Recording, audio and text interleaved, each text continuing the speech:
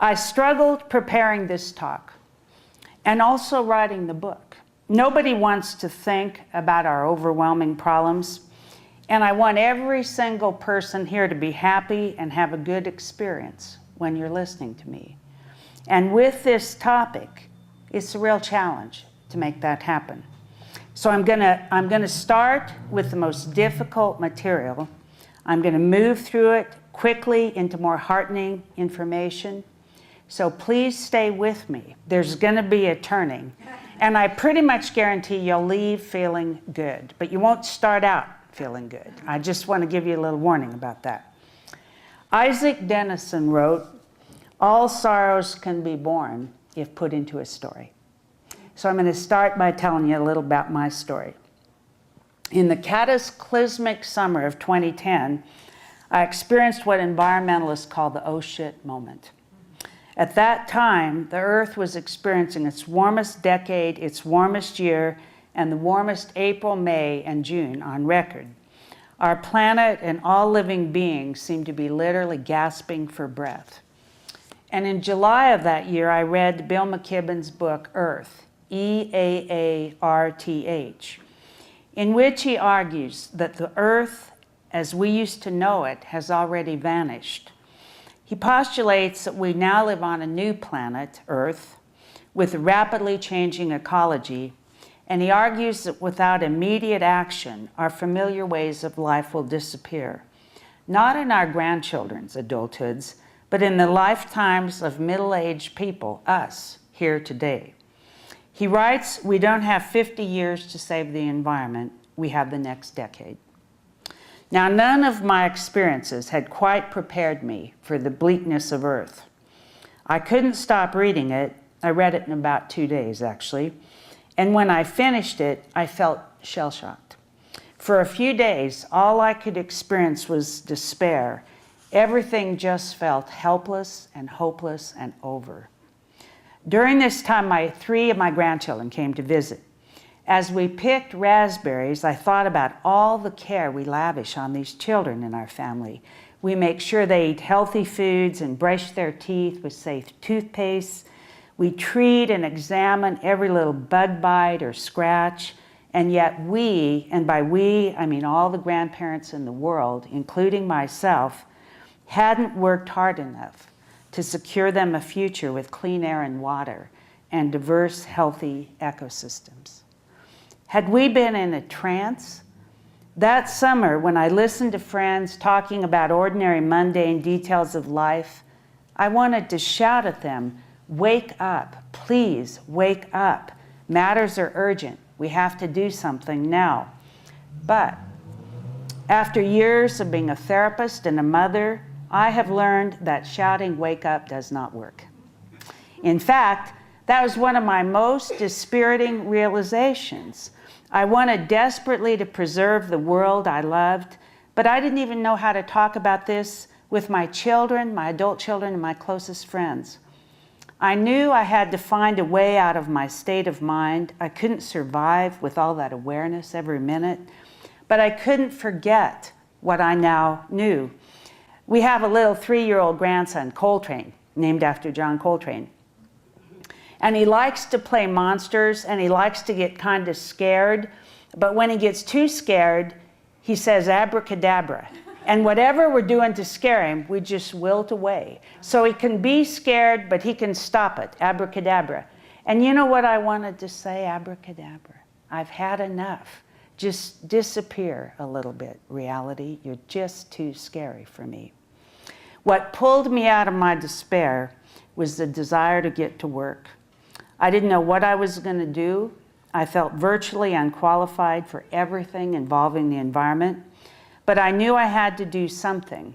It was unclear how much my action would benefit the world, but I knew it would help me.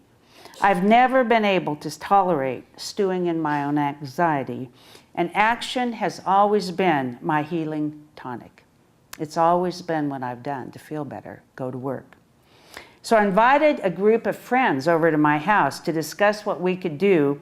Our big issue in Nebraska at that time was the Keystone XL Trans-Canada pipeline. And it was going to be shipping tar sand sludge through our state and through the sandhills and over our beautiful aquifer. So this little group came over. We named ourselves the Coalition to Stop the KXL. And for 3 years now, we've been meeting and planning events. And by the way, we have fun. There should be a word that is between meeting and party. A word like peating, because we always have wine and good food, and we meet in people's houses or in parks, and we have a lot of our actions involve music and potlucks and festivals and celebrations. You know, what it is people are busy and stressed. And if you can't figure out a way to meet with them and have a good time, they're too busy and they're too stressed. So nobody wants to go to a meeting in an office building, but everybody likes to go to a good party. And we'd always end our meetings on a real positive note with a lot of laughter. So everybody'd want to come back again.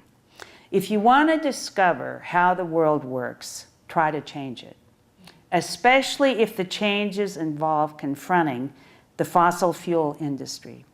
Our campaign has been a complicated story about money, power, international corporations, and politics. But it's also been a very simple story about me and my friends working to save our state from what we labeled the extra leaky pipeline. Now, in 2013, right this minute, we have kept that pipeline out of this country for 3 years. And Nebraska was who did it.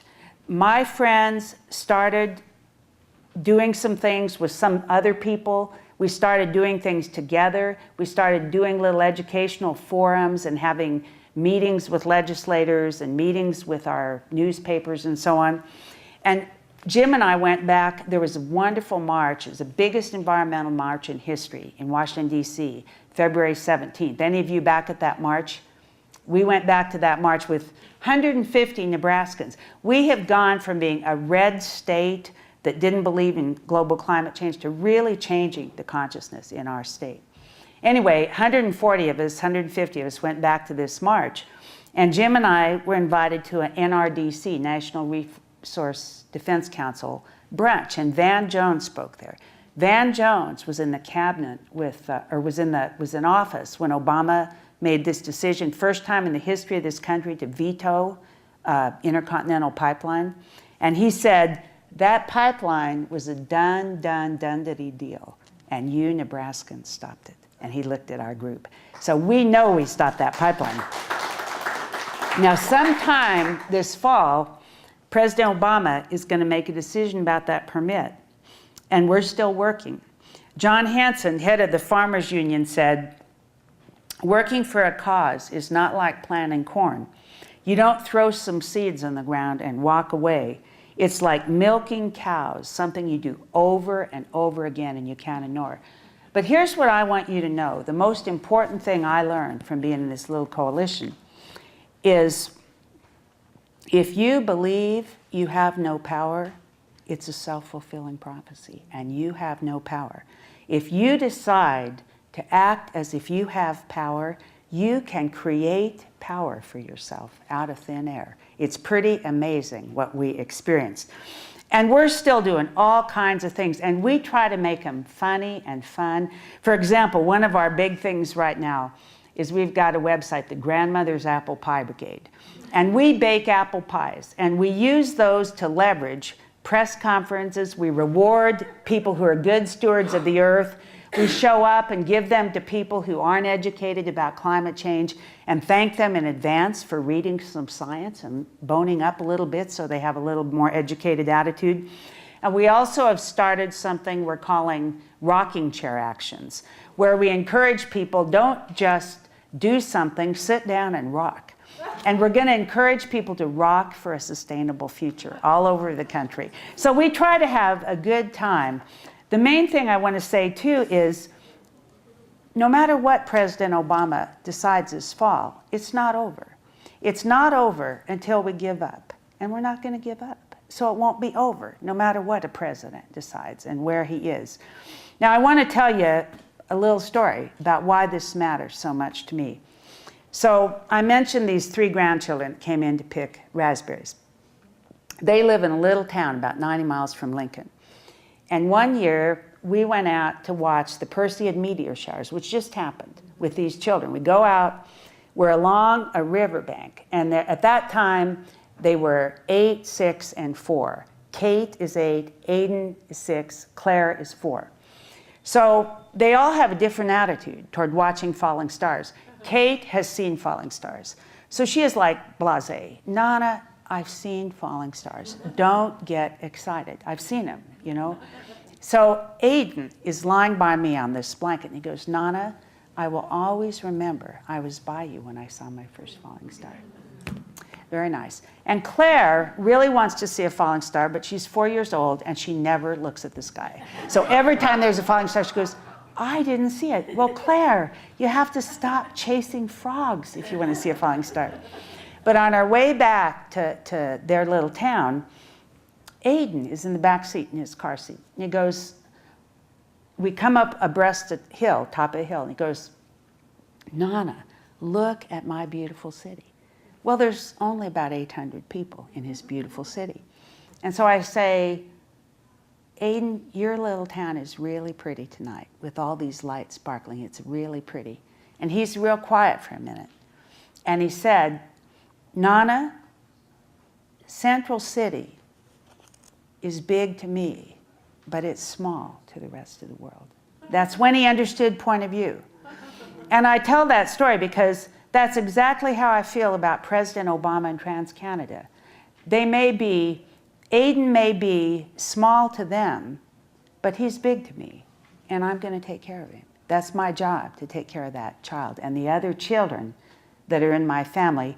And not only my children, but all people's children. And not only human children, but the children of the grasshopper and the trout and the fox and even the mosquito.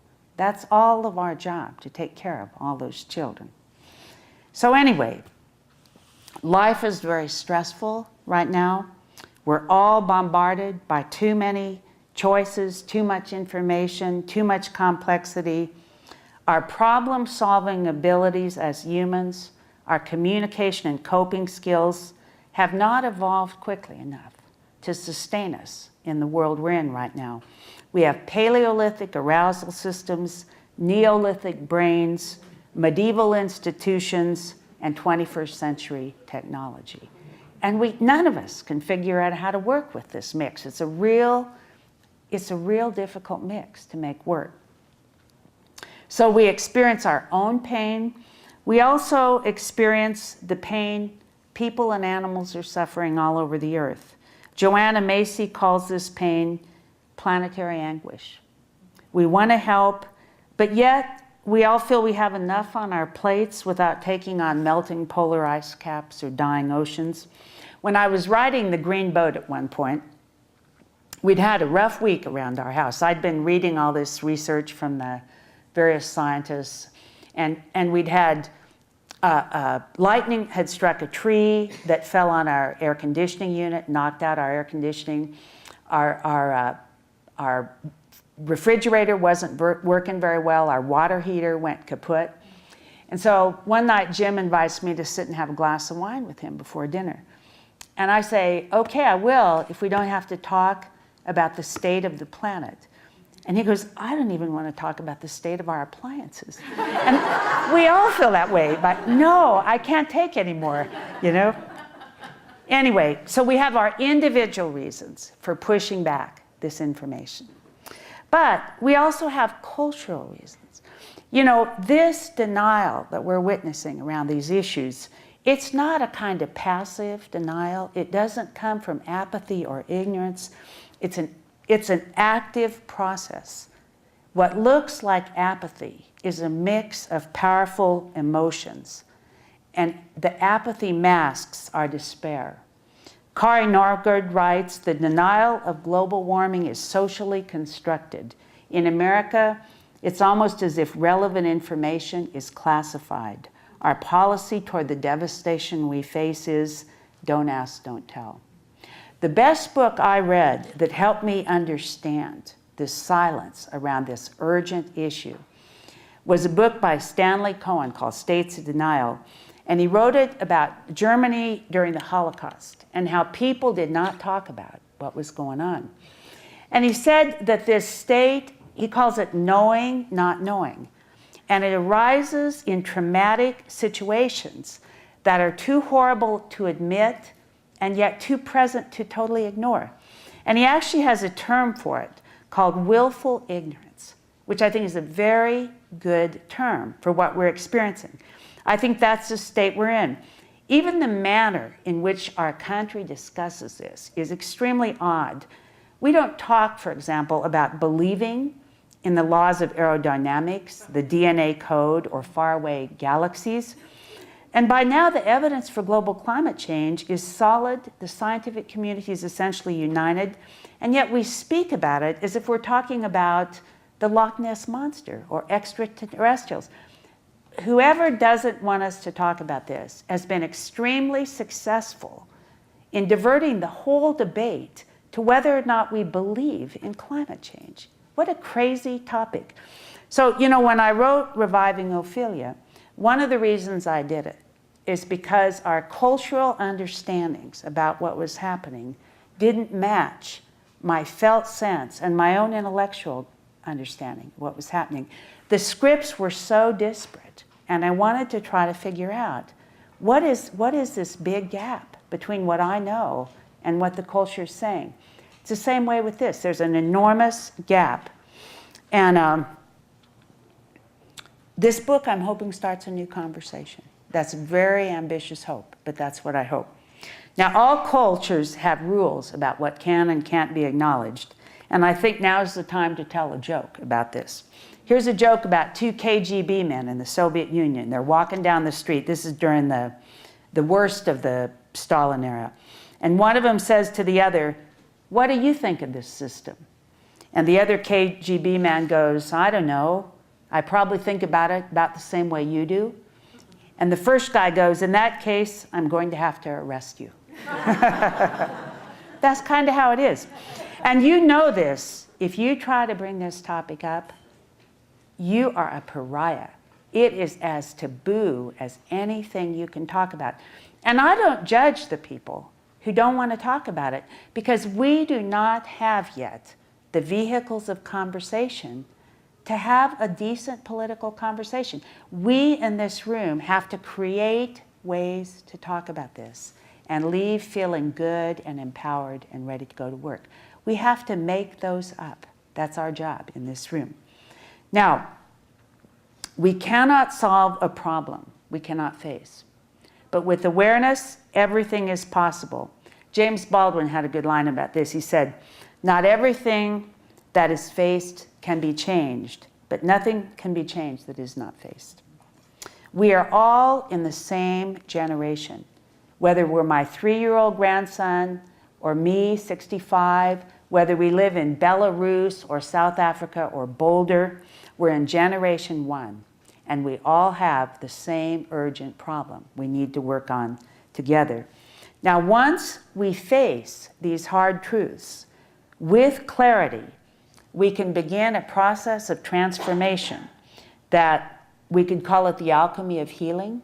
We could call it the process that always happens when people work through trauma. One shorthand way to talk about it is to say, when our problems get too big for us, the solution is to grow bigger. We can have a transcendent response to this if we face it directly and honestly and with each other. It really helps to face it together. Now, there's 3 different ideas I have, and I talk about in the book about how to grow bigger. One of them is this business of action. And one thing really interesting, when we're working on this pipeline, a lot of people in America, they don't realize nobody is going to save us but us. There's no outside agent that's going to come riding in. There's no Superman. There's nobody but us that's going to save us. So when we'd be talking about this, people would say, well, how about having Leonardo DiCaprio come to Nebraska? Or how about Ted Turner or Oprah or whoever, you know?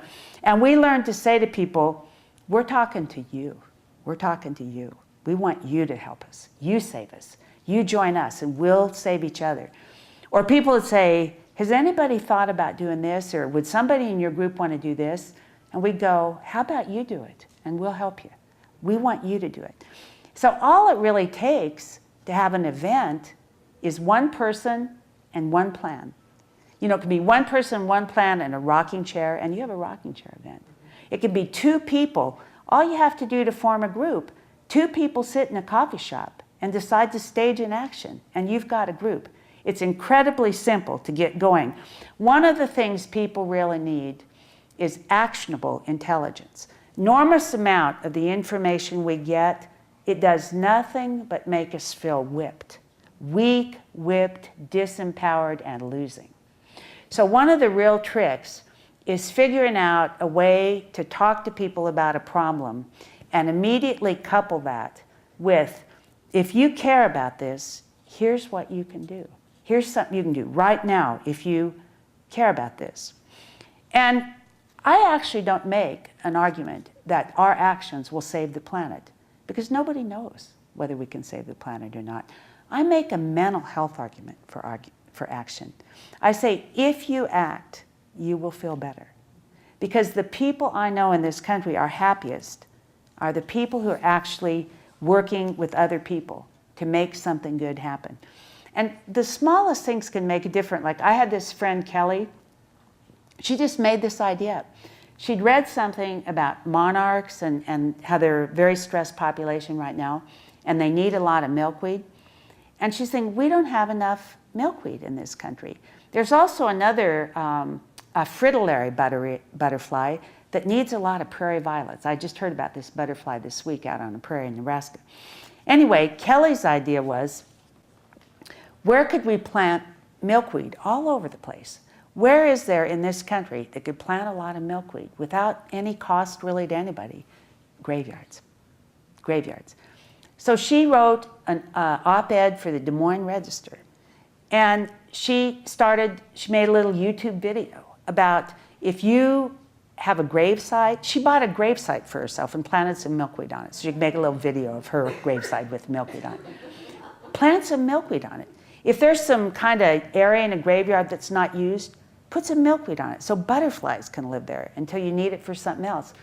Well, when I saw her last time, the Iowa Association of Cemetery Managers had decided to plant milkweed in Iowa. So it's amazing how just some little crazy idea can start to make something happen.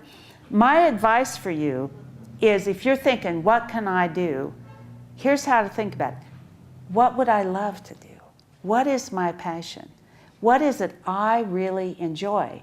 If it's baking apple pies, bake apple pies and figure out a way to use them. If it's art, if it's music, if it's building things, if it's talking, if it's writing, if it's working with children, whatever it is you love to do.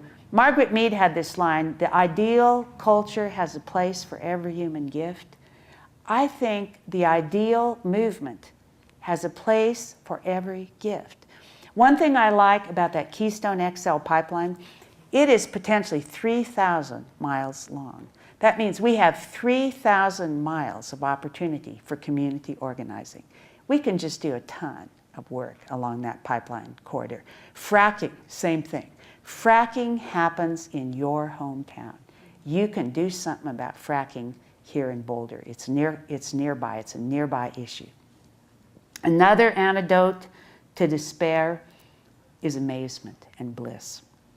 Hannah Tennant Moore said it very beautifully. She said, it took me a long time to learn that being miserable doesn't alleviate the world's misery. My concept of balance is this, that the more you're in touch with the pain of the world, the more you need to be in touch with vitality, beauty, amazement, authenticity, and bliss, to balance out that pain. So there's all kinds of ways to be amazed. I don't think you need a lecture on that. One of my favorites is to go out and lie down on a prairie, go out, lie down and look at a sky anywhere As one of my friends, Sherry, said, I've never seen an ugly sky. One time I was walking with my friend Marge, and she had this little dog, Leo. He was rolling around in the grass on his belly. And my friend Marge said to me, if you want to know what time it is, ask a dog, and he will tell you it's now, now, now. The other most transcendent response to pain, to trauma, is to expand your moral imagination. And that moral imagination is an understanding of how the world looks and feels to another living being. It involves a motivation to understand, it involves heart, and it involves imagination. Now, my personal belief is the purpose of life is to grow our own moral imaginations and help other people grow theirs, so that by the time we die, all living beings are in our circle of caring. I mean, that's a very clear statement of what my values are about the purpose of life. And so I think that we will only manage to save our earth if we expand our moral imaginations. So here's an example of how I was working on this. These 3 grandchildren that have been the butt of every joke I've told tonight were listening to this song. How many of you know this song, Hey Little Ant, or have seen the book, Hey Little Ant? It's a song and a book about this boy on a playground, and he's about to squish an ant. And they get in a dialogue about this, and the boy's saying, I want to squish ants. Ants are fun to squish. My friends are watching. They're going to cheer when I squish you. And the ant's going, but wait a minute. I have a wife and family too. My life is as valuable to me as yours is to you, and so on. So I'm playing this song to my grandchildren, and the chorus is, the last chorus, should the ant get squished? Should the ant go free? It's up to the kid, not up to me. We'll leave that boy with the raised up shoe. Now what do you think that he should do? So I turn to Kate, Aiden, and Claire. And Kate goes, Nana, I will never squish another ant.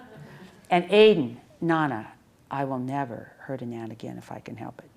And Claire, real quiet, real quiet. And finally she goes, Nana, here's what I can promise you. I will never again squish a talking ant. So she has a little bit more growing to do. Well, let me read you just a couple real short passages from the book.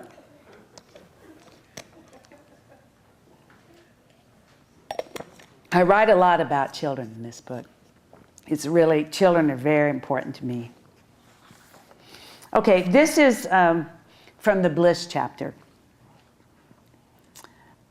We are living in fragmented ways, disconnected not only from each other and the natural world, but from our own pasts and our futures. Our interconnected problems are at root relationship problems.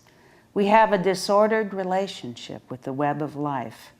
Healing will involve reweaving the most primal of connections to this sacred web. Interconnection can be seen as a spiritual belief, as in Buddhism, but also as a scientific fact. As Jeremy Rifkin writes in The Empathic Civilization, we are learning that the earth functions like an invisible organism. We are the various cells of one living body, and those who work to save the earth are its antibodies. Whether we like it or not, we're all in this together. As Gregory Bateson reminds us, the unit of survival is the individual and its environment. Enlightened self-interest should make environmentalists of us all. When we destroy an old-growth forest, we lose many plant and animal species that could be of great use to humans in fighting diseases. If the rainforests go, the planet loses its lungs, and we will all die. When the insects disappear, how do we plan to survive? We don't know how to pollinate fruit. The distinction that English makes between humans and their environment encourage a disordered relationship to the earth. A sense of separation is even implied by the word nature. People often speak as if they were not a part of nature, as if nature were rather something to control, use, or enjoy. We cannot fix the earth the way we fix a car or a dishwasher. We are a vital part of an organic whole. Thich Nhat Hanh talks about dualism this way. We need to move beyond the idea of environment and fall back in love with our mother. Now, I'm just going to read you, the book's title is the last thing in the book, how I got this title. The book's title, The Green Boat, comes from a name my husband Jim and I gave our boat-shaped piece of land. Our house sits atop a dam that overlooks the city park. From our deck, we can watch the sun and moon rise over the lake. Great storms roll in from the south and west and explode over us as they move toward the Missouri River. The ducks and geese and pelicans come through in the fall and the spring. In the summer, a great blue heron couple nests in the reeds at the south end of the lake. When I work in the garden, I hear meadowlarks and kingbirds. Bikers and hikers use the trails and fishermen catch perch. On weekends, parades of kayaks, sailboats, and canoes crisscross our lake.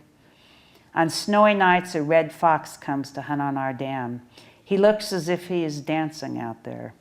In the winter, we watch as children sled on the dam and skate and play hockey on the lake. In their bright coats, they resemble confetti swirling on soft white frosting. At night, from the warmth of our living room, we observe the ice fishermen with their insulated clothing, tiny lit huts, and bottles of whiskey. The Green Boat is a small but rich ecosystem that gives us great joy. We know how lucky we are to live here.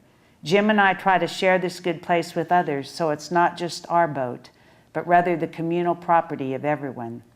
We share what Martin Luther King called the inescapable network of mutuality. If a bird dies here, we bury him. When our friends need a quiet place to relax, we invite them over. If it's time for celebration, what better place than under the Nebraska sky surrounded by trees and water?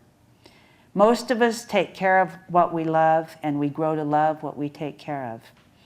Every place has the potential to be beautiful and filled with love. In other words, sacred.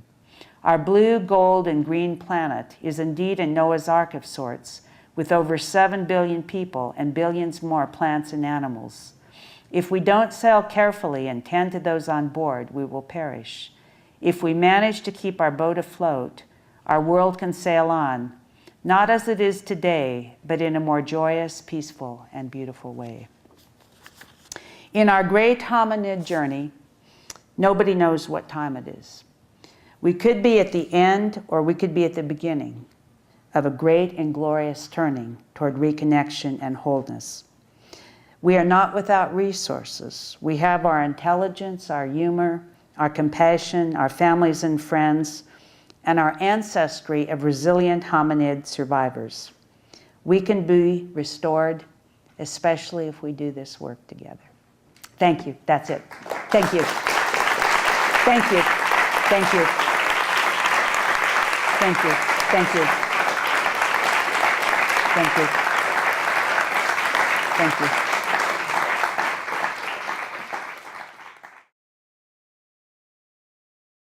I struggled preparing this talk and also writing the book. Nobody wants to think about our overwhelming problems, and I want every single person here to be happy and have a good experience when you're listening to me. And with this topic, it's a real challenge to make that happen. So I'm gonna start with the most difficult material. I'm gonna move through it quickly into more heartening information. So please stay with me. There's gonna be a turning. And I pretty much guarantee you'll leave feeling good, but you won't start out feeling good. I just want to give you a little warning about that. Isaac Denison wrote, "All sorrows can be born if put into a story." So I'm going to start by telling you a little about my story. In the cataclysmic summer of 2010, I experienced what environmentalists call the oh shit moment. At that time, the Earth was experiencing its warmest decade, its warmest year, and the warmest April, May, and June on record. Our planet and all living beings seemed to be literally gasping for breath. And in July of that year, I read Bill McKibben's book, Earth, E-A-A-R-T-H, in which he argues that the Earth as we used to know it has already vanished. He postulates that we now live on a new planet, Earth, with a rapidly changing ecology, and he argues that without immediate action, our familiar ways of life will disappear. Not in our grandchildren's adulthoods, but in the lifetimes of middle-aged people, us, here today. He writes, we don't have 50 years to save the environment, we have the next decade. Now, none of my experiences had quite prepared me for the bleakness of Earth. I couldn't stop reading it. I read it in about 2 days, actually. And when I finished it, I felt shell-shocked. For a few days, all I could experience was despair. Everything just felt helpless and hopeless and over. During this time, 3 of my grandchildren came to visit. As we picked raspberries, so I invited a group of friends over to my house to discuss what we could do. Our big issue in Nebraska at that time was the Keystone XL Trans-Canada pipeline. And it was going to be shipping tar sand sludge through our state and through the sandhills and over our beautiful aquifer. So this little group came over. We named ourselves the Coalition to Stop the KXL. And for 3 years now, we've been meeting and planning events.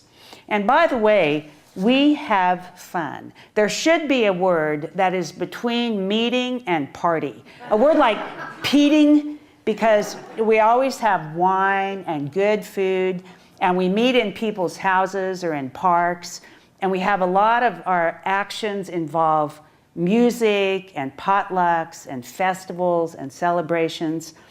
You know, what it is people are busy and stressed. And if you can't figure out a way to meet with them and have a good time, they're too busy and they're too stressed. So nobody wants to go to a meeting in an office building, but everybody likes to go to a good party. And as I thought about all the care we lavish on these children in our family, we make sure they eat healthy foods and brush their teeth with safe toothpaste. We treat and examine every little bug bite or scratch, and yet we, and by we, I mean all the grandparents in the world, including myself, hadn't worked hard enough to secure them a future with clean air and water and diverse, healthy ecosystems. Had we been in a trance? That summer, when I listened to friends talking about ordinary, mundane details of life, I wanted to shout at them, wake up, please wake up. Matters are urgent. We have to do something now. But after years of being a therapist and a mother, I have learned that shouting wake up does not work. In fact, that was one of my most dispiriting realizations. I wanted desperately to preserve the world I loved, but I didn't even know how to talk about this with my children, my adult children, and my closest friends. I knew I had to find a way out of my state of mind. I couldn't survive with all that awareness every minute, but I couldn't forget what I now knew. We have a little 3-year-old grandson, Coltrane, named after John Coltrane. And he likes to play monsters, and he likes to get kind of scared, but when he gets too scared, he says abracadabra. And whatever we're doing to scare him, we just wilt away. So he can be scared, but he can stop it, abracadabra. And you know what I wanted to say, abracadabra? I've had enough. Just disappear a little bit, reality. You're just too scary for me. What pulled me out of my despair was the desire to get to work. I didn't know what I was going to do. I felt virtually unqualified for everything involving the environment. But I knew I had to do something. It was unclear how much my action would benefit the world, but I knew it would help me. I've never been able to tolerate stewing in my own anxiety, and action has always been my healing tonic. It's always been what I've done to feel better, go to work.